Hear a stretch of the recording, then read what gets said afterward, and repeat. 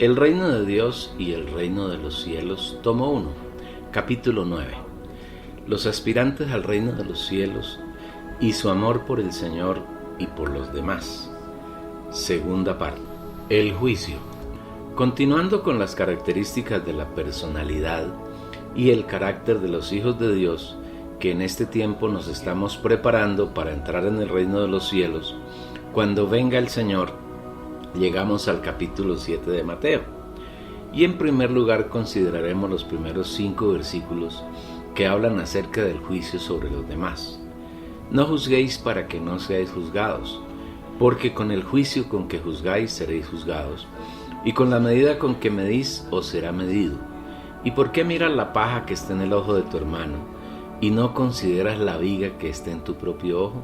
¿O cómo dirás a tu hermano, déjame sacar la paja de tu ojo, y aquí la viga en el ojo tuyo? Hipócrita, saca primero la viga de tu propio ojo, y entonces verás claro para sacar la paja del ojo de tu hermano. Si se mira la Biblia desde la carne y desde el sentimiento religioso, se llega a una rápida conclusión: no se debe juzgar a nadie, porque el Señor es determinante al prohibir los juicios. Pero eso no es preciso, no es lo que el Señor quiere decir en este pasaje. Estamos convencidos de que en la Biblia no hay ninguna contradicción, porque ella fue inspirada por Dios y en ella está contenida la palabra de Dios. Para entenderla, no debemos aislar un versículo y formar con él una doctrina particular. Esto es lo más peligroso, y así se han formado las miles de sectas que conforman hoy el cristianismo. Esta ha sido una herramienta muy eficaz que el diablo ha utilizado para dividir la iglesia. El concepto de no juzgar no es del Espíritu, porque el Señor sí desea que juzguemos. O dicho en términos más apropiados, el Señor quiere juzgar, pero quiere hacerlo por medio nuestro. Él lo afirma en 1 Corintios 5:3, pues yo, por mi parte, aunque ausente en el cuerpo, pero presente en el Espíritu, ya como presente he juzgado al que tal cosa ha hecho. En medio de la iglesia del Señor que estaba en la ciudad de Corinto, había un hermano que fornicaba con su madrastra, y en lugar de juzgar la acción a cambio de cuidar la iglesia para que Satanás no la corrompiera con su pecado, los hermanos corintios estaban llenos de vanidad.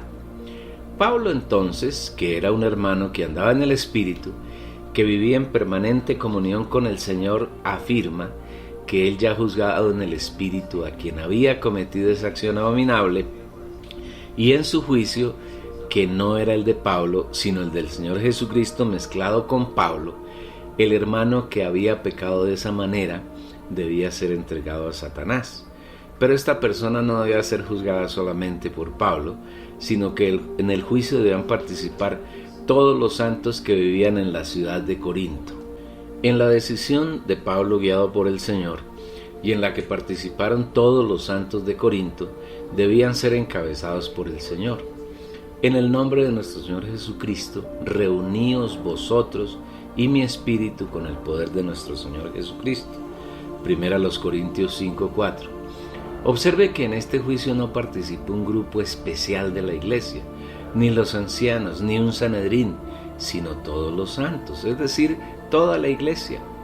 Debemos enfatizar aquí que la iglesia es el Señor Jesús como la cabeza, y los santos, los hijos de Dios, como los miembros del cuerpo. Juntos, uno y otros, juzgaron al hermano y su acción pecaminosa. O dicho de mejor manera, el Cristo, el cuerpo con la cabeza, hacen el juicio que ordena el Señor. Esto nos lleva a la conclusión de que sí hay juicio en la iglesia y sí debemos juzgar. En el mismo libro de 1 Corintios el Señor lo confirma: ¿osa alguno de vosotros, cuando tiene algo contra otro, ir a juicio delante de los injustos y no delante de los santos? ¿O no sabéis que los santos han de juzgar al mundo? Y si el mundo ha de ser juzgado por vosotros, ¿sois indignos de juzgar cosas muy pequeñas? ¿O no sabéis que hemos de juzgar a los ángeles? ¿Cuánto más las cosas de esta vida? 1 Corintios 6, versículos 1 al 3. Nosotros somos los santos y debemos juzgar las cosas de la iglesia y las cosas de esta vida, para que Satanás no pueda ganar ventaja sobre nosotros. ¿De dónde entonces sale la tradición religiosa de no juzgar nada ni a nadie? Hay por lo menos dos causas que originan esta actitud religiosa y equivocada. La primera consiste en aislar el versículo 1 de Mateo 7 y no mirar detenidamente el contexto que va hasta el versículo 5. Si observamos en conjunto esos 5 versículos, obtendremos revelación y luz más precisa sobre aquello que el Señor quiere mostrarnos acerca del juicio. Transcribimos el pasaje una vez más: no juzguéis para que no seáis juzgados, porque con el juicio con que juzgáis seréis juzgados, y con la medida con que medís os será medido. ¿Y por qué miras la paja que está en el ojo de tu hermano y no consideras la viga que está en tu propio ojo? ¿O cómo dirás a tu hermano, déjame sacar la paja de tu ojo, y aquí la viga en el ojo tuyo? Hipócrita.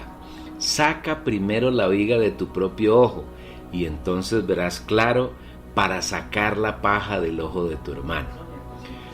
Los hermanos que afirman que ellos no juzgan a nada ni a nadie es porque no les gusta que los juzguen, y no se dan cuenta que si aspiramos a entrar en el reino de los cielos, en la venida del Señor, debemos pasar ahora por juicio, para que seamos aprobados y en su venida no tengamos que ser juzgados por nada. Leamos lo que dice el Espíritu Santo en 1 de Pedro 4:7. Porque es tiempo de que el juicio comience por la casa de Dios. Y si primero comienza por nosotros, ¿cuál será el fin de aquellos que no obedecen al Evangelio de Dios? La casa de Dios somos nosotros, los hijos de Dios, los redimidos, los nacidos de nuevo, y entre ellos unos obedecen al Evangelio de Dios y otros no lo obedecen. Quienes obedecen están siendo juzgados por el Cristo, Jesús como la cabeza y los miembros del cuerpo, los santos, para que en la venida del Señor no tengan que ser juzgados. Cada uno de nosotros debe estar dispuesto a juzgar y a ser juzgados. Solamente que nuestro juicio no debe ser conforme a nuestras apreciaciones y conceptos, sino que cada vez que emitimos un juicio debemos hacerlo en plena comunión con el Señor, y en cuanto sea posible debe hacerse con otros hermanos cuando las cosas juzgadas afectan a la iglesia o a algunos santos. Si no nos gusta juzgar es porque queremos encerrarnos en nosotros mismos y no queremos permitir que otros hermanos penetren en nuestras cosas. Ni siquiera nos gusta que el Señor nos desnude. Pero observe lo que dice Mateo 7:5. Hipócrita, saca primero la viga de tu propio ojo, y entonces verás claro para sacar la paja del ojo de tu hermano. Para juzgar es necesario juzgarnos primero a nosotros mismos delante del Señor, sacar la viga de nuestro propio ojo, y luego sí debemos mirar y sacar la paja que está en el ojo del hermano. Si no tratamos nuestras cosas en juicio delante del Señor, y no tratamos las cosas de los hermanos que nos afectan y que afectan a la iglesia, somos hipócritas. Y los hipócritas no pueden heredar el reino de los cielos. Es necesario juzgarnos y juzgar a otros en la medida que sea necesario para tener un vivir saludable en el Señor, en el cuerpo de Cristo.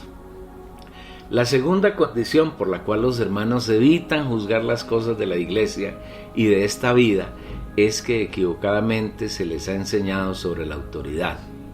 En la totalidad de los grupos cristianos se enseña que Dios delegó su autoridad en los líderes de la iglesia y que ellos son infalibles como el Papa. Sus decisiones y equivocaciones no deben ser juzgadas por ningún hermano, porque de hacerlo se están oponiendo a la autoridad delegada por Dios y están resistiendo a Dios mismo. Para sustentar su argumento se basan en las situaciones sufridas en el Antiguo Testamento por María y Aarón cuando se opusieron a Moisés y ella quedó leprosa por 7 días, o la actitud de Coré, Datán y Abiram junto con algunos príncipes de Israel cuando se opusieron a Moisés y a Aarón y fueron fulminados por Dios. Quienes sostienen estas argumentaciones no se dan cuenta que, si bien es cierto que en el Antiguo Testamento Dios delegó en alguna medida de su autoridad a algunos hombres, no es así en el Nuevo Testamento. En el Nuevo Testamento la autoridad de Dios en la iglesia y aún en el universo es ejercida solamente por su Hijo, Jesucristo nuestro Señor.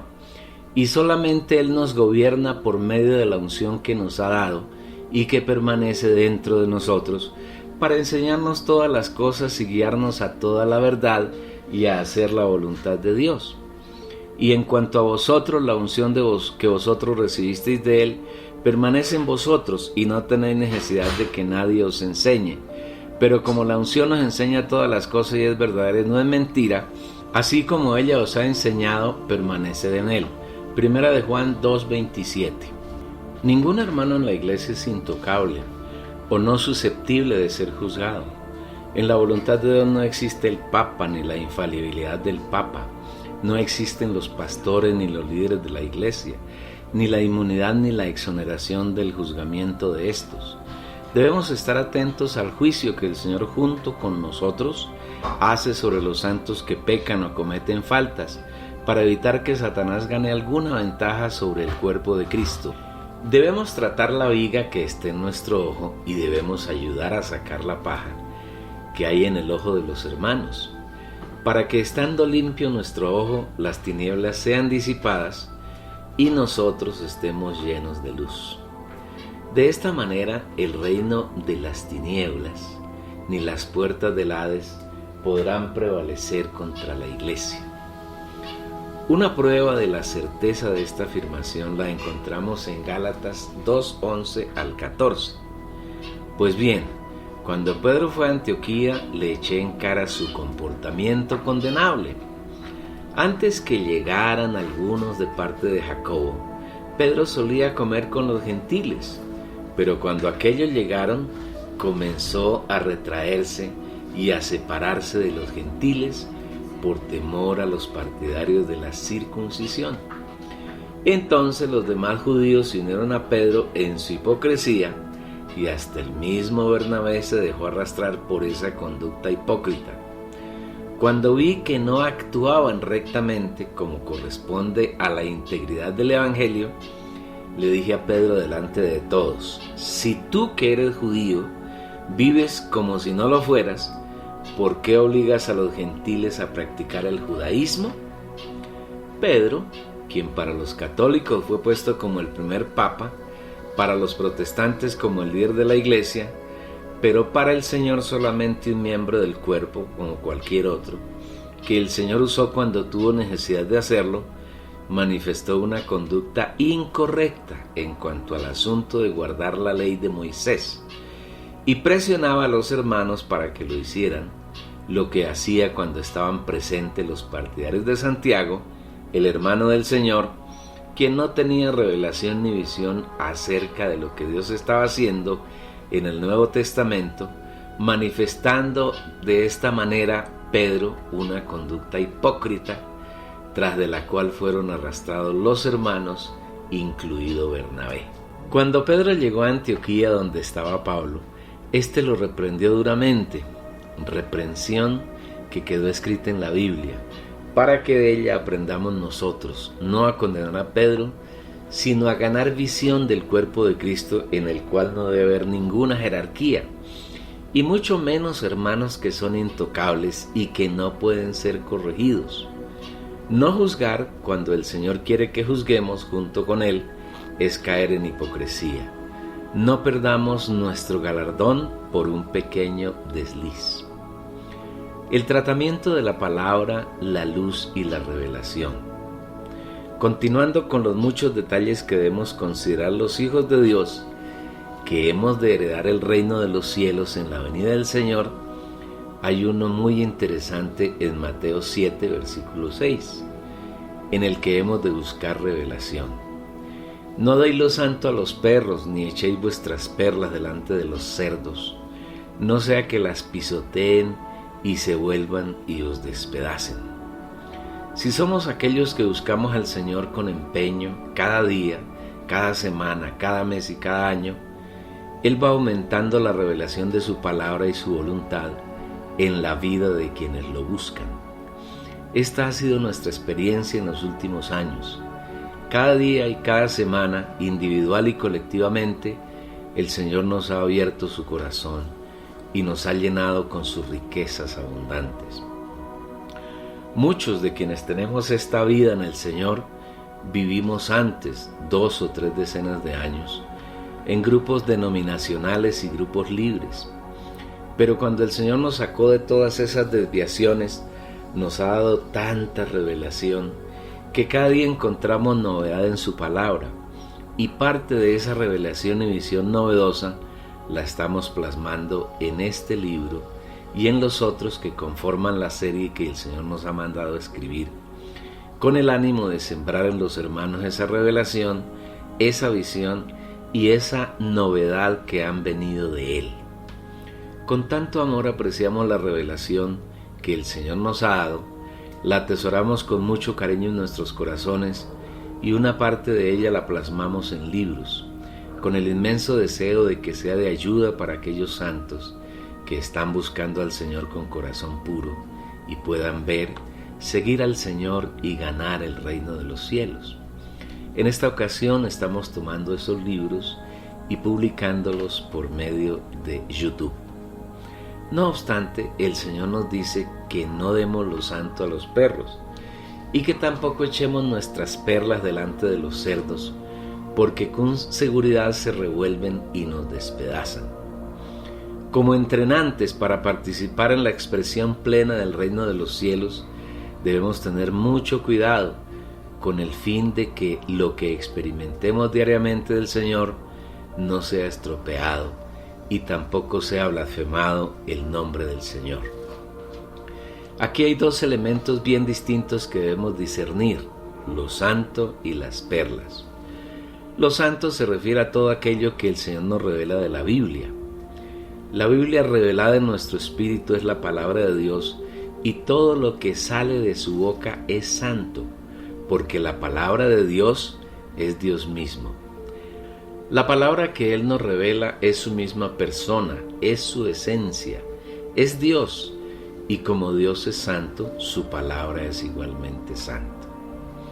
Las perlas hacen referencia a la experiencia subjetiva, la realidad que tenemos de su palabra que nos ha sido revelada.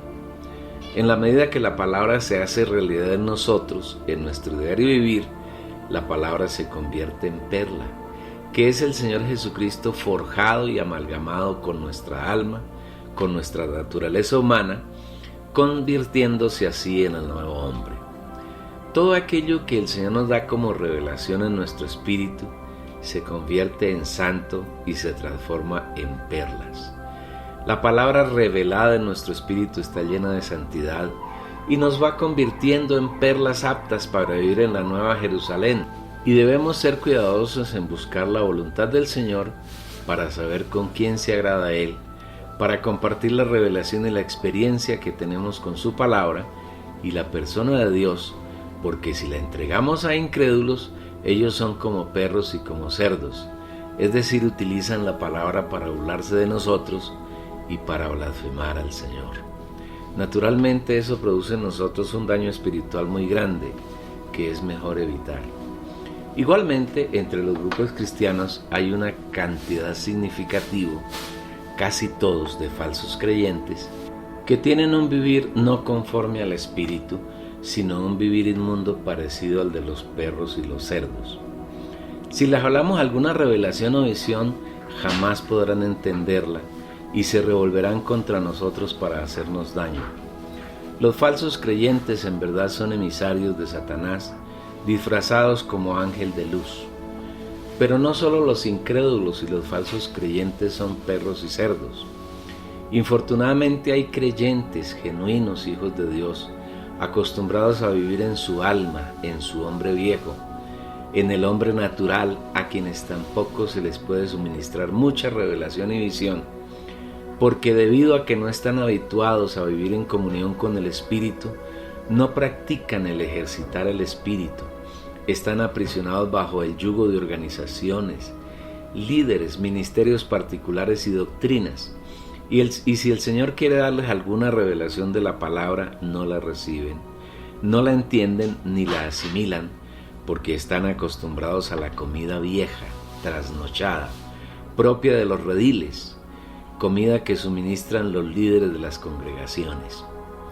Para compartir el Cristo que disfrutamos es necesario encontrar hijos de Dios que tengan un corazón puro, que no tengan ningún interés personal sino el deseo sincero de agradar al Señor, y especialmente que sean hermanos que hacen realidad la obra del Señor en la cruz, tratando de manera especial el hombre viejo en lo atinente a su soberbia, porque no debemos olvidar lo que el Señor nos ha dicho por medio de Pedro, porque Dios resiste a los soberbios, pero da gracia a los humildes.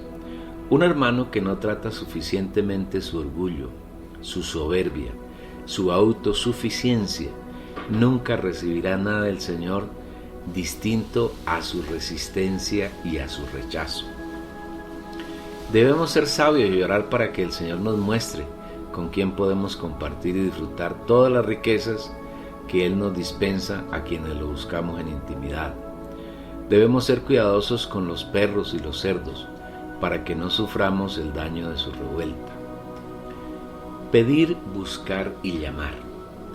El Señor en su vivir humano es muy fino y lleno de detalles, y desea que como ciudadanos del reino de los cielos seamos igualmente finos y detallistas. En los capítulos 5, 6 y 7 de Mateo se encuentra la constitución del reino de los cielos, que es el patrón que debemos alcanzar quienes estamos siendo preparados para entrar en ese reino. Tenemos la seguridad de que mientras vivamos en la tierra, el Señor, haciendo uso de su misericordia y su bondad, crecerá en nosotros, hasta que en nuestro vivir no falte uno solo de esos detalles y podamos entrar sin ningún impedimento. Así llegamos a otro de los apartes del capítulo que nos suministra más detalles de lo que el Señor quiere que sea realidad en nuestra vida. Pedid y se os dará, buscad y hallaréis, llamad y se os abrirá. Porque todo aquel que pide, recibe, y el que busca, halla, y al que llama se le abrirá. ¿O qué hombre hay entre vosotros que si su hijo le pide pan le dará una piedra? ¿O si le pide un pescado le dará una serpiente? Pues si vosotros, siendo malos, sabéis dar buenas dádivas a vuestros hijos, ¿cuánto más vuestro Padre que está en los cielos dará buenas cosas a los que le pidan? Mateo capítulo 7, versículos 7 al 11. Aquí hay 3 detalles que debemos tener muy presentes en nuestra vida de creyentes: pedir, buscar y tocar. Veamos cada uno de ellos. Petición. Una de las formas de orar es pedir, pero debemos tener revelación espiritual y claridad acerca de qué pedir. Lamentablemente, esta pequeña palabra, pedir, ha sido una de las más abusadas en el cristianismo degradado. La oración de los cristianos contemporáneos en gran medida se limita a pedir por las necesidades personales de cada quien. La llamada radio cristiana tiene diariamente muchos programas de oración, donde el único tema son las peticiones de sanidad, por provisión de un empleo, de una vivienda, porque un hijo regrese, y tantas peticiones que deben asombrar al Señor por lo perdidas y desviadas que son. Cuando el Señor nos enseñó a orar, primero corrigió 2 grandes errores que los religiosos repiten y en los que no debemos caer. Uno de ellos son las vanas repeticiones. Y orando no uséis vanas repeticiones como los gentiles, que piensan que por su palabrería serán oídos. No os hagáis pues semejantes a ellos, porque vuestro Padre sabe de qué cosas tenéis necesidad antes que vosotros le pidáis. Mateo capítulo 6 versículos 7 y 8. Observe bien, amado lector oyente, lo que dice el Señor. Vuestro Padre sabe de qué cosas tenéis necesidad antes que vosotros le pidáis. Las cosas que necesitamos son conocidas por el Padre antes de que le pidamos. Esto nos lleva a inferir que esas oraciones que contienen peticiones de sanidad, de dinero, de pago de servicios, de casas, son vanas repeticiones propias de los gentiles, y el Padre no desea que nos hagamos semejantes a ellos. Igualmente, el Señor dice que esa clase de oraciones nunca serán oídas por el Padre, lo que quiere decir que son oraciones vanas, que no salen del Espíritu, que no son agradables a Dios y que Él nunca las escuchará. Los gentiles piensan que con esa repetición de vanas palabrerías serán oídos por Dios. Pero el Señor dice que ese es un pensamiento de los gentiles, pero no es del Padre. Entonces, ¿a qué se refiere el pedir de Mateo 7:7? Antes de responder, veamos otros versículos que nos ayudarán a aclarar el asunto. Por ejemplo, Juan 16:24. Hasta ahora nada habéis pedido en mi nombre. Pedid y recibiréis para que vuestro gozo sea cumplido. Cuando el Señor habló estas palabras, aún estaba en carne en la tierra, y dijo a los discípulos que ellos hasta ese momento no habían pedido nada en el nombre del Señor. Luego les dice: pedid y recibiréis para que vuestro gozo sea cumplido. Si pedimos al Padre en el nombre del Señor y recibimos lo que pedimos, estaremos llenos de gozo. El Señor agregó algo más: en aquel día pediréis en mi nombre, y no os digo que yo rogaré al Padre por vosotros, pues el Padre mismo os ama, porque vosotros me habéis amado y habéis creído que yo salí de Dios. Juan 16, versículo 26 al 27. Aquí no se trata de la frase manida usada por la totalidad del mundo evangélico y por buena parte de los católicos: Padre, en el nombre de Jesús. Eso no es más que un rezo repetitivo propio de los gentiles. Pedir al Padre en el nombre de Jesús no es repetir en la oración la fórmula Padre, en el nombre de Jesús. Insistimos que esta es una frase manida, una repetición característica de los gentiles que el Padre jamás oirá. Lea y oiga bien lo que dice el Señor Jesús. No os digo que rogaré al Padre por vosotros. Él dice que no rogará al Padre por nosotros. No es cierta la enseñanza que tienen los protestantes y los católicos, que Jesús está en el cielo orando y rogando al Padre por nosotros, porque de ser así implicaría que el Padre y el Hijo están separados, y los dos son uno, inseparables e indivisibles. Los católicos arman la siguiente escena: el Padre está en el trono centrado, el Hijo está frente al trono orando por los hombres, llevando las peticiones de ellos delante del Padre. Pero como son tantas, necesita una ayudante, una, entre comillas, corredentora e intercesora ante el Hijo. Intercesora que es la Virgen, la Madre de Dios, entre comillas. Y para no abrumar ni agobiar a la, entre comillas, Virgen con tantas cargas, detrás de ella están miles de otras vírgenes, santas y santos, intercediendo igualmente por los hombres. Satanás tiene mucha sagacidad para armar esta impresionante novela. Lógicamente, todas son mentiras propias del hablar satánico.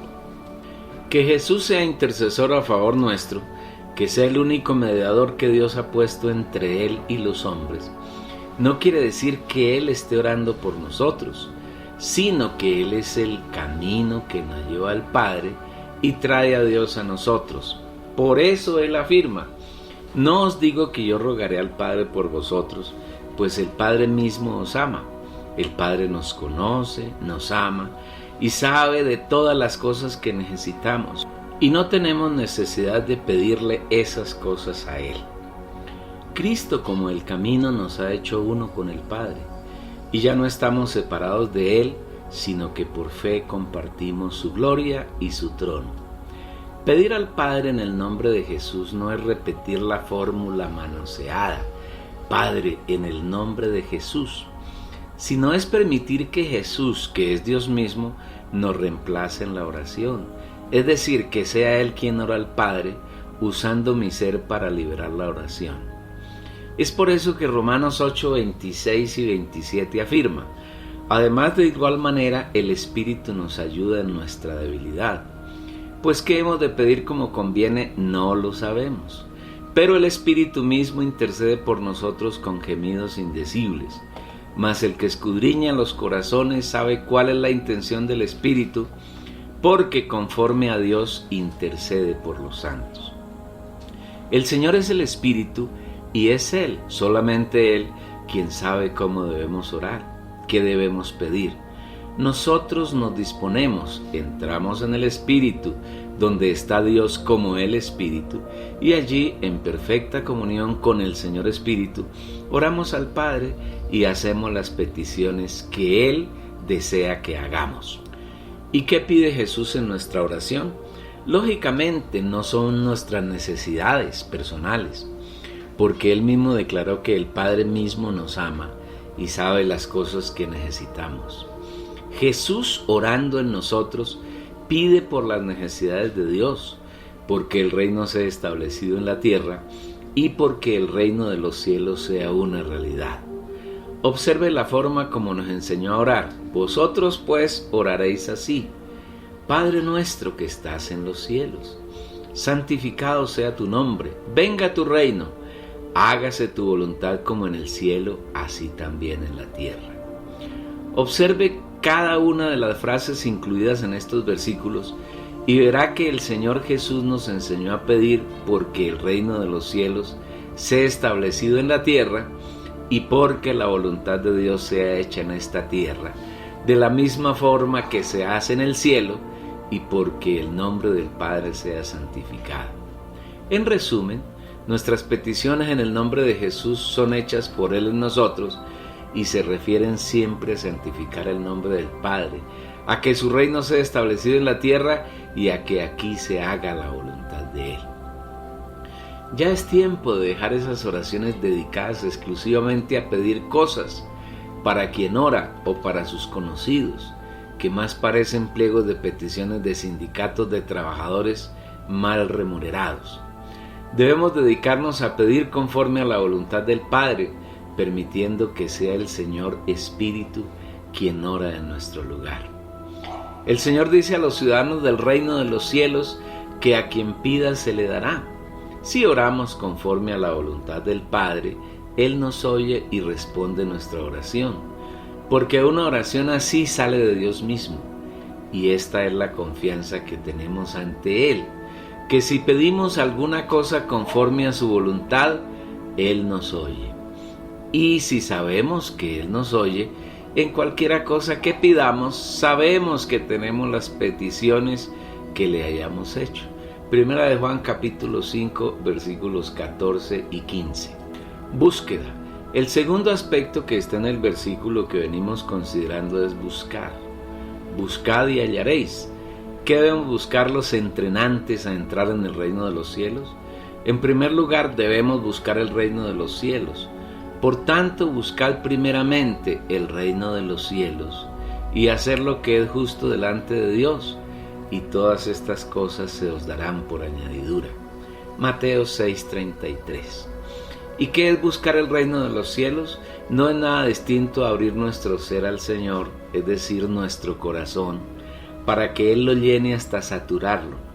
Al reino de los cielos solamente entrarán a ellos que durante su vida en la tierra han buscado y han permitido que el Señor llene sus corazones con todas las riquezas de Cristo, de tal manera que en estos no haya un solo resquicio que no esté saturado por el Señor.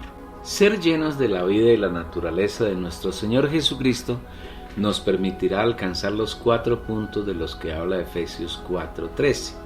La unidad de la fe, el pleno conocimiento del Hijo de Dios, el hombre de plena madurez y la estatura de la plenitud de Cristo. Para entrar en el reino de los cielos necesitamos ganar estos 4 aspectos mientras vivimos en la tierra. Si durante nuestra vida llegamos a estos 4 tópicos y morimos antes de la venida del Señor Jesús, seremos resucitados antes de la gran tribulación como el Hijo varón. Pero si aún estamos vivos, que será maravilloso lograrlo, seremos transformados y arrebatados al trono de Dios en el cielo, igualmente antes de la gran tribulación. Una gran multitud de creyentes lograrán esos aspectos durante la gran tribulación, pasando por muchos sufrimientos aquí en la tierra, que será dominada por Satanás, la bestia o anticristo y el falso profeta, por un periodo cercano a los 3 años y medio. Finalmente serán vencedores, pero habrán perdido el disfrute del Hijo varón y las primicias vivas en el cielo durante casi toda la gran tribulación. Nuestra búsqueda mientras vivimos en la tierra no debe relacionarse con suplirnos unas cuantas necesidades de sustento, placer y seguridad, sino nuestra búsqueda debe ser por satisfacer al Señor, por hacer la voluntad del Padre, con lo que lograremos entrar en el reino de los cielos. Si buscamos esto, lo hallaremos en el Señor. Buscad y hallaréis. Llamado.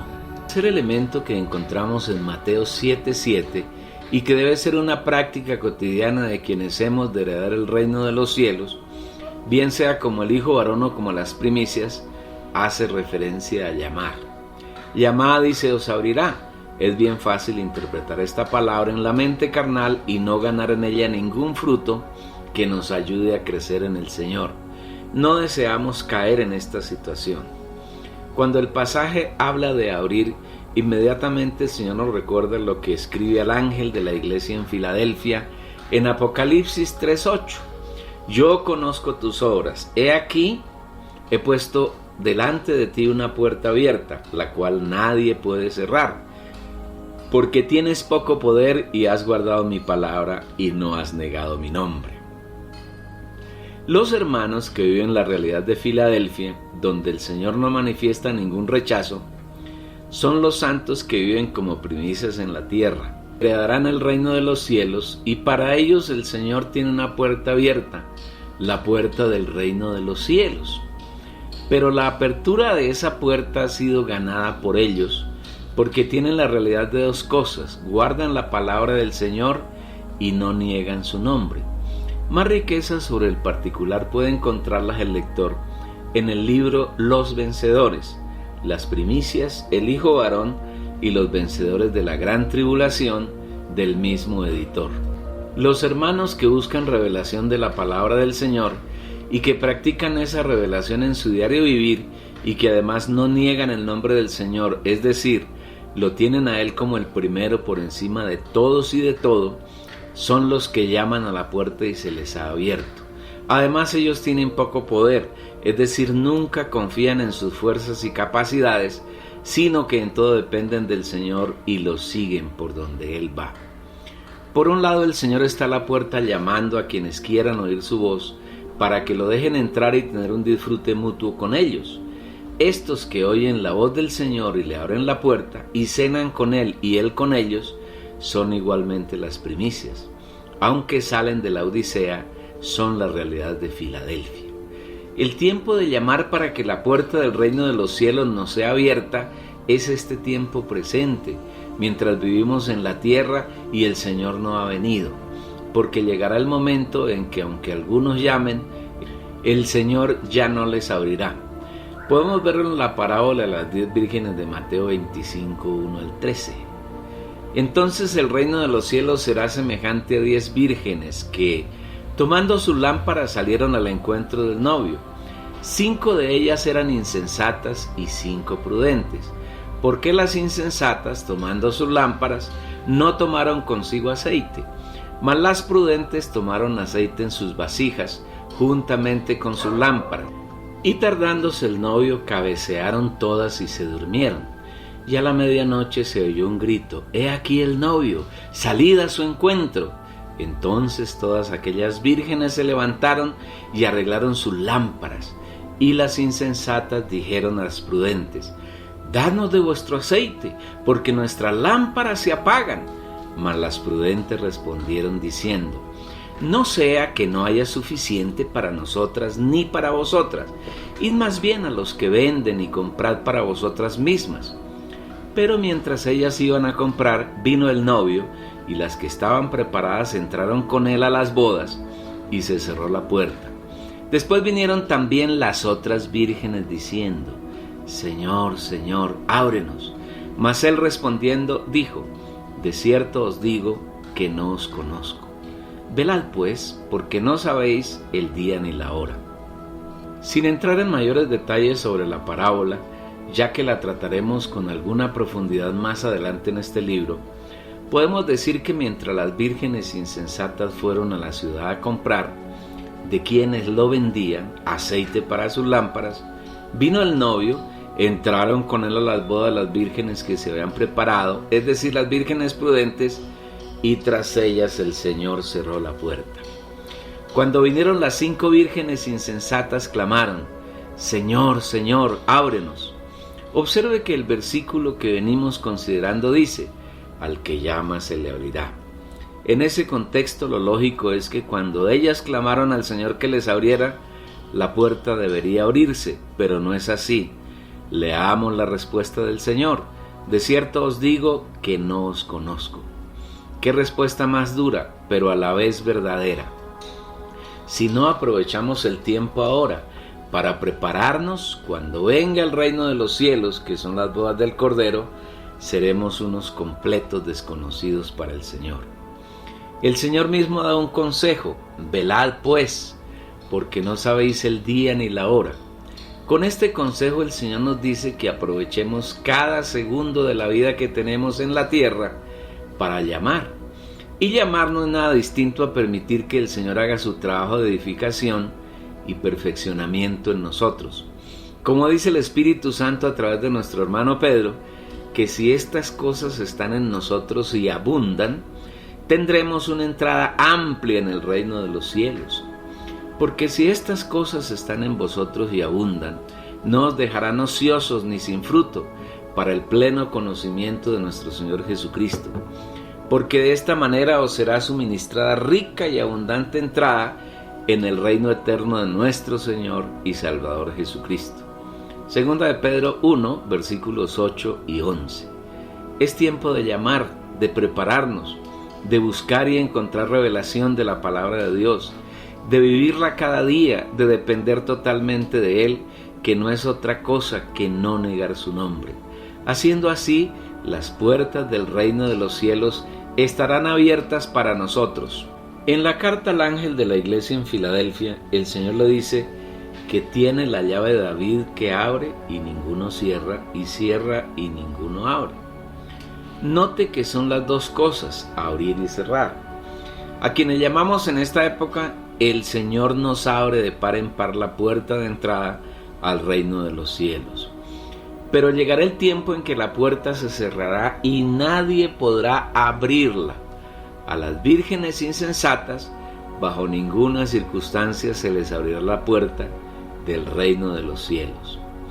Para rematar esta parte, el Señor dice: porque todo aquel que pide, recibe, y el que busca, halla, y al que llama se le abrirá.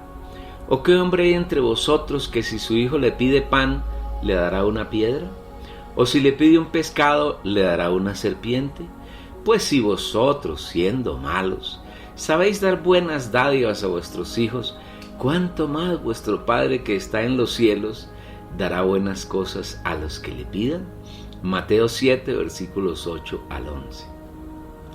Tres prácticas debemos tener los que estamos siendo entrenados para entrar en el reino de los cielos en la venida del Señor: pedir, buscar y llamar. Ya hemos visto que no se trata de armar un pliego de peticiones propio del sindicalismo, sino que nuestro pedido debe basarse en que el reino de los cielos se establezca en nosotros, que el Señor pueda gobernarnos cada día, que en la medida en que el tiempo pasa, Él pueda saturar nuestra alma, porque entraremos en el reino de los cielos solamente si nuestra alma y nuestro corazón están llenos hasta la plenitud de las riquezas del Señor. En el mismo sentido se da la búsqueda. Esta no se refiere a buscar nuestros propios intereses, tales como bienes materiales, o hacer una obra colosal para el Señor, o buscar tener fama en el mundo, o ser conocidos de las gentes. Es la búsqueda del Señor, y esta se da en secreto, que Él pueda saturarnos de su vida y naturaleza, y que su trabajo produzca en nosotros frutos para su alegría y satisfacción. Buscar al Señor consiste en no conformarnos con las bendiciones y riquezas que disfrutamos ayer, sino disfrutar cada día la novedad de su persona. Él es nuevo cada mañana. Buscamos al Señor cuando nos presentamos en su trono de gracia, deseosos de disfrutar su gracia y su misericordia. Buscamos al Señor cuando entramos en su secreto, en el lugar santísimo que es nuestro espíritu humano, para tener comunión íntima con Él. Esta es la genuina búsqueda de la que hablan los versículos que venimos tratando. Cada día llamamos al Señor, invocamos su nombre, reconociendo nuestra enorme necesidad de Él. Cuando reconocemos al Señor como nuestra primera y más grande necesidad, la puerta del reino de los cielos se abre para nosotros de par en par. Una buena traducción de Mateo 5:3 dice: bienaventurados los que reconocen su necesidad espiritual, porque de ellos es el reino de los cielos. Si tomamos el camino correcto en estas tres cosas, pedir, buscar y llamar, tenemos la certeza de que recibiremos, hallaremos y se nos abrirá. Luego el Señor hace una comparación entre Él y nosotros, para demostrar que todas las peticiones que hacemos, según su voluntad, son oídas y respondidas por el Padre. ¿Qué hombre hay de vosotros que si su hijo le pide pan le dará una piedra? ¿O si le pide un pescado le dará una serpiente? Pues si vosotros, siendo malos, sabéis dar buenas dádivas a vuestros hijos, cuánto más vuestro Padre que está en los cielos dará buenas cosas a los que le pidan. Mateo 7, versículos 9 al 11. Si nosotros los hombres que fuimos corrompidos por la maldad de Satanás, sabemos dar buenas cosas a nuestros hijos, pan y pescado en lugar de una piedra o una serpiente, nuestro Padre que está en el cielo y en que no hay el más mínimo asomo de maldad, nos da las mejores cosas a quienes las pidan. Es muy buena la forma como Lucas habla este versículo 11, al decir: pues si vosotros, siendo malos, sabéis dar buenas dádivas a vuestros hijos, ¿cuánto más el Padre Celestial dará el Espíritu Santo a los que se lo pidan? Lucas 11:13. Las buenas cosas que nos da el Padre son el Espíritu Santo, que es Dios mismo, y en Él están todas las riquezas de Dios, y esas riquezas son la gracia. La piedra no es comestible y no alimenta, mientras que el pan es nutritivo y sacia el hambre de las personas. Y máximo si recordamos que el pan se refiere a Jesús, porque Él es el pan vivo y el pan de vida que desciende del cielo para darnos vida. Jesús pues les dijo: de cierto os digo, no os dio Moisés el pan del cielo, mas mi Padre os da el verdadero pan del cielo, porque el pan de Dios es aquel que desciende del cielo y da vida al mundo. Yo soy el pan de vida, yo soy el pan vivo que descendió del cielo. Si alguno come de este pan, vivirá para siempre. Y el pan que yo daré es mi carne, la cual yo daré por la vida del mundo. Juan 6, 32 y 33, versículos 48 y 51. Lo mismo ocurre con el pescado, que es uno de los alimentos animales más nutritivos de que dispone el hombre para su alimentación, mientras que la serpiente es un reptil que come polvo, envenena y mata. Además es un tipo de Satanás. Después de que Jesús hubo resucitado en una ocasión en que se manifestó visiblemente a los discípulos, cuando 7 de ellos estaban pescando, el Señor les había preparado pescado y pan. Al descender a tierra vieron brasas puestas y un pez encima de ellas y pan. Les dijo Jesús: venid, comed. Vino Jesús y tomó el pan y les dio, y asimismo del pescado. Juan 21, versículos 9 y 12 y 13. El pescado y el pan son tipos de Jesús como nuestro alimento, y esas son las buenas cosas que nos da el Padre a quienes pedimos, buscamos y llamamos. En el Espíritu Santo que vino a morar en los hijos de Dios desde la noche del día en que Jesús resucitó, está la gracia, y en esa gracia está la santidad, la justicia, la luz, el amor y vida eterna de Dios. Sobre esos aspectos se debe basar nuestros pedidos, nuestra búsqueda y nuestro llamar. Debemos anhelar fervorosamente ser llenos de la santidad, la justicia, la luz, el amor y la vida eterna de Dios. Igualmente debemos tener una búsqueda incesante de sus virtudes, tales como fe, esperanza, dominio propio, benignidad, humildad, mansedumbre, gozo, paz, longanimidad, fe y todas las virtudes que el Señor Jesús expresó mientras vivió en la tierra y que hoy están en nuestro espíritu potencializadas al máximo para que nosotros las disfrutemos y las expresemos en nuestro vivir. En el Espíritu Santo que pedimos al Padre también está todo el proceso de redención por el cual pasó nuestro Señor Jesús, y hoy está en nuestro espíritu disponible para que en la medida que lo disfrutemos sea realidad en nuestra vida. El Señor Jesucristo un día se despojó de la gloria que tiene junto al Padre y se humilló haciéndose hombre, pero no un hombre importante, sino uno lleno de humildad. Su cuna no fue de oro, sino que fue acunado en un pesebre. Después de que nació, su madre junto con él y su padre putativo tuvieron que huir a Egipto para evitar que el rey Herodes lo asesinara. Cuando regresó a Egipto no fue a vivir a una de las grandes capitales europeas, tales como París, Londres o Roma, sino que estableció en un pequeño pueblo llamado Nazaret, enclavado en la despreciada región de Galilea. Cuando llegó a la edad adulta de adolescencia y parte de su juventud, vivió con su familia, haciendo los oficios propios de ella y viviendo entre las gentes humildes de Nazaret, pero eso sí, llenándose de la gracia del Padre y expresándolo a él en su vivir. Cuando llegó a la edad de 30 años se manifestó públicamente, permitiendo que Juan lo bautizara y que el Padre testificara acerca de la complacencia que tenía en él. Desde allí hasta su muerte tuvo un vivir de plena comunión con el Padre e hizo solamente la voluntad del Padre y lo agradó en sus pensamientos, deseos, palabras y hechos. Todo lo que él hizo fue realizado por el Padre que vivía en él y que era él mismo. Cuando llegó el tiempo determinado en su presencia, fue a la cruz y murió.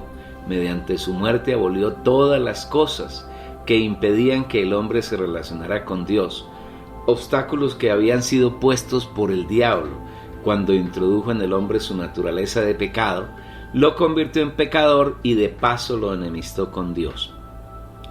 Para lograr la enemistad ideó un sistema que se llama el mundo, el que junto con el pecado y los pecados que los hombres han cometido fueron abolidos mediante la muerte del Señor Jesús. Hoy esos hechos están en nuestro espíritu y podemos hacerlos reales en nuestro corazón por medio de la fe.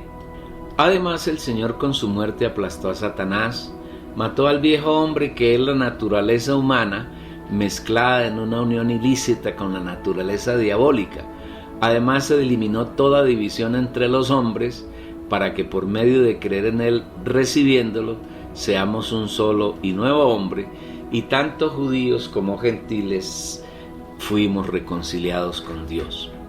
Igualmente en el Espíritu Santo está la resurrección del Señor, mediante la que venció el arma más amedrentadora que tenía Satanás contra los hombres, como es la muerte, ya que por el miedo a ella todos los hombres estaban esclavizados bajo el yugo de Satanás. Nosotros, los hijos de Dios, hemos sido liberados de ese yugo y ahora vivimos en la vida eterna que nunca muere. También está en el Espíritu Santo la ascensión del Señor por encima de los cielos, de los principados, de las huestes espirituales de maldad, de toda autoridad, de todo poder y de todo señorío y de todo nombre que es importante en este siglo y en el venidero. Siempre que permanecemos en el Espíritu, vivimos la realidad de la obra del Señor. Como si todo lo anterior fuera poco, el Señor fue entronizado y glorificado. Y todo esto nos lo dio desde el día de Pentecostés, cuando vino como el Espíritu de poder para ungirnos con todo lo que Él tiene y para que, en comunión con Él, llevemos adelante su obra hasta su consumación. Todo esto es lo que nos da el Padre a quienes pedimos, buscamos y llamamos. Todo esto está en el Espíritu Santo que hemos recibido y que mora en nuestro espíritu humano y anhela llenar todo nuestro corazón. Hacer con otros lo que queremos que nos hagas. Continuando con el modelo de vida que desea el Señor que tengan aquellos de sus hijos que son aspirantes a entrar en el reino de los cielos en su venida, el Señor afirma: así que todo lo que queráis que los hombres os hagan a vosotros, así también hacedlo vosotros a ellos, porque esto es la ley y los profetas. Mateo 7:12. Un filósofo chino, tratando de imitar estas palabras del Señor Jesús, dijo: no hagas a otro lo que no quieras que te hagan a ti. Esta es una imitación bien pobre, porque se imita la negación. Es mejor no hacer nada para que no me hagan. El Señor, sin embargo, desea que hagamos a otros lo que queremos que sea hecho con nosotros. Debemos siempre hacer algo para otros y por otros. ¿Qué hacer? Lo mejor que podemos hacer a otros y por otros es sembrar siempre en ellos el Cristo vivo que experimentamos diariamente. El Señor dice que esto es la ley y los profetas. Aquellos grupos que se llaman cristianos, que tanto defienden la ley, aquí tienen una buena revelación para que la practiquen diariamente. La ley y los profetas tienen un centro único: Jesucristo. Todo lo que se habló en la ley es un testimonio de Dios, y Cristo es Dios. Todo lo que profetizaron los profetas que Dios levantó en el Antiguo Testamento tiene que ver con el Señor Jesucristo, porque todo el plan que Dios trazó para relacionarse con el hombre está centrado en el Señor Jesús.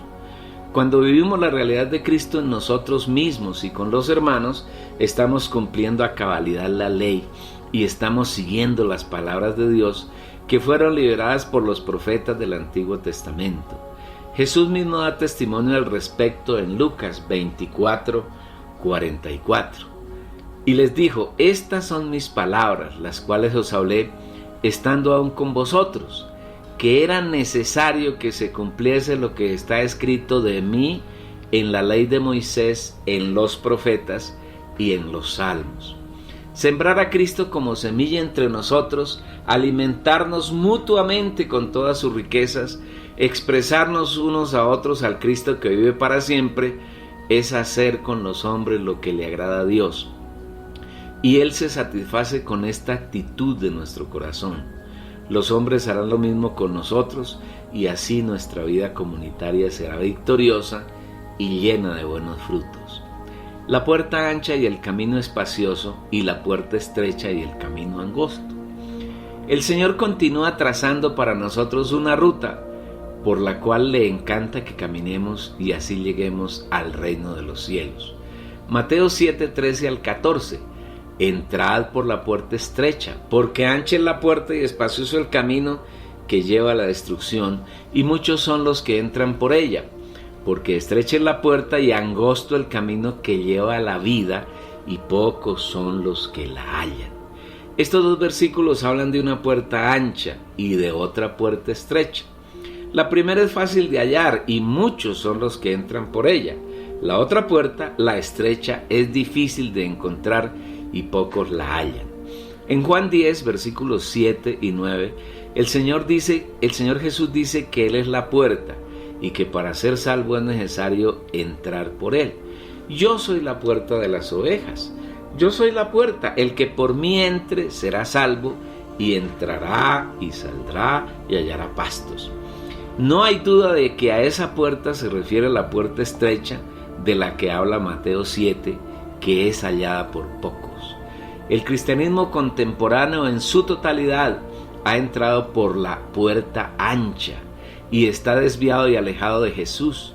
Está siguiendo a líderes, a hombres, a ministerios particulares, se ha matriculado en organizaciones que nada tienen que ver con el Señor y practica doctrinas que son enseñanzas y mandamientos de hombres. Está caminando hacia la destrucción y el Señor dice que muchos son los que entran por ella. En verdad no es fácil hallar al Señor como la puerta estrecha. Se requiere en primer lugar su misericordia para ser llamados, y en segundo lugar se requiere de nosotros un oído bien aguzado y ungido para oír su voz, y una voluntad osada para seguirlo a Él. Los creyentes genuinos que están en el cristianismo, que es una pequeña minoría de ese árbol gigantesco que es el protestantismo y el catolicismo, tienen mucho miedo de seguir al Señor. Los líderes han penetrado y dominado tanto sus almas, mente, voluntad y emoción, y aún su corazón, que les parece un imposible si no están bajo la cobertura de un líder y de una organización. Tienen mucho miedo de seguir al Señor que mora en sus espíritus como la unción. Pero este es el tiempo, querido lector oyente, en que el Señor ha llegado a la puerta del redil del cristianismo, ha entrado a buscarlo usted y espera que usted salga por esa puerta estrecha para que halle pastos frescos y vaya detrás del pastor siguiéndolo solamente a él. El que por mí entre será salvo, y entrará y saldrá y hallará pastos. Juan 10, versículo 9. Desea que usted entre por él, la puerta estrecha, y una vez que haya entrado pueda salir y comer comida fresca, que es el mismo, el pasto delicado y nutritivo para las ovejas. Detrás de cada una de las puertas, la ancha y la estrecha, hay un camino espacioso y un camino angosto, respectivamente. El camino espacioso que está detrás de la puerta ancha lleva a la perdición, a la destrucción. Pero el camino angosto que está después de hallar la puerta estrecha lleva a la vida. En Juan 14:6 el Señor dice que Él es el camino. Jesús le dijo: yo soy el camino y la realidad y la vida. Nadie viene al Padre sino por mí. Naturalmente ese camino se refiere al camino angosto que está detrás de la puerta estrecha. En otras palabras, Jesús no es el camino espacioso ni la puerta ancha. El camino angosto detrás de la puerta estrecha lleva a la vida, lleva al Padre. Si entramos por esa puerta y caminamos por el camino angosto, llegaremos a la vida que es el Padre. ¿A qué se refiere el camino espacioso y el camino angosto? Si interpretamos las palabras o la palabra desde nuestra mente carnal, diremos que el camino angosto se refiere a un camino lleno de sufrimiento, tristeza y penuria. Pero si ponemos la mente en el espíritu y buscamos revelación de la palabra, veremos que seguir al Señor como camino no produce sufrimiento, penuria ni tristeza, sino que por el contrario vivimos llenos de gozo, de paz y alegría. El camino angosto en verdad hace referencia a que es un camino fácil de dejar, de extraviarse, porque es angosto. Cuando se transita por un camino angosto es necesario poner mucho cuidado y atención en cada paso que se da, porque cuando menos se piensa se está extraviado del camino, se ha alejado del Señor. Infortunadamente el cristianismo contemporáneo, conformado por falsos creyentes en su mayoría y unos pocos creyentes genuinos, ha entrado por la puerta ancha y está andando por el camino espacioso, lejos del Señor y oponiéndose a Él. Quienes están allí piensan que con sus muchas actividades y con sus obras portentosas agradan al Señor y no se dan cuenta de que con todo lo que hacen se oponen al Señor y se hacen uno con Satanás. Por esto el Señor nos advierte en Hebreos que para poder llegar a la meta es necesario poner los ojos en Jesús, es decir, seguirlo a Él, porque Él va delante de nosotros caminando el camino para llegar a la meta. Por tanto, nosotros también, teniendo en derredor nuestro tan grande nube de testigos, despojémonos de todo peso y del pecado que tan fácilmente nos enreda, y corramos con perseverancia la carrera que tenemos por delante, puestos los ojos en Jesús, el autor y perfeccionador de nuestra fe, el cual por el gozo puesto delante de Él, sufrió la cruz menospreciando el oprobio y se sentó a la diestra del trono de Dios. Hebreos 12, versículos 1 y 2. Cuando un corredor está corriendo una carrera, por ejemplo en bicicleta, ¿dónde pone los ojos? La mayoría responden que en la meta, pero eso no es correcto. Si el corredor pone la mirada en la meta, se cae y puede perder hasta la vida. Él pone la mirada en el camino para tomar oportunamente las curvas, las subidas y las bajadas, y para esquivar cualquier obstáculo que hay en el camino. Igualmente nosotros ponemos los ojos en Jesús, en Él y solamente en Él. Por su obra en la cruz nos despojamos de todas las cargas que tenemos y nos sacudimos del pecado que nos asedia y quiere enredarnos, y lo miramos solamente a Él. Así llegaremos a la meta, y nuestra meta es ser las primicias. Mirándolo a Él alcanzaremos esa meta. El Señor, quien es nuestro camino, es el inventor, el autor de la fe, y es su consumador, su perfeccionador. Él ya recorrió el camino que hoy nosotros estamos recorriendo. Para recorrerlo tuvo que sufrir la muerte más atroz y denigrante, como es la muerte de la cruz. Nosotros ya no sufrimos esa muerte, no tenemos que pasar por ella, sino que la disfrutamos. Tomamos todas las victorias que el Señor obtuvo mediante su muerte y las hacemos nuestras, y somos vencedores sobre Satanás y su reino y sobre todas sus tretas. Igualmente el Señor Jesús subió el oprobio del reino de las tinieblas, manifestado especialmente por los hombres que fueron uno con Satanás para perseguirlo. Sin embargo, menospreció la ignominia, la deshonra y la afrenta, porque delante de él había el gozo de redimir al hombre, que ama desde la eternidad, y de sentarse a la diestra de la majestad en el cielo.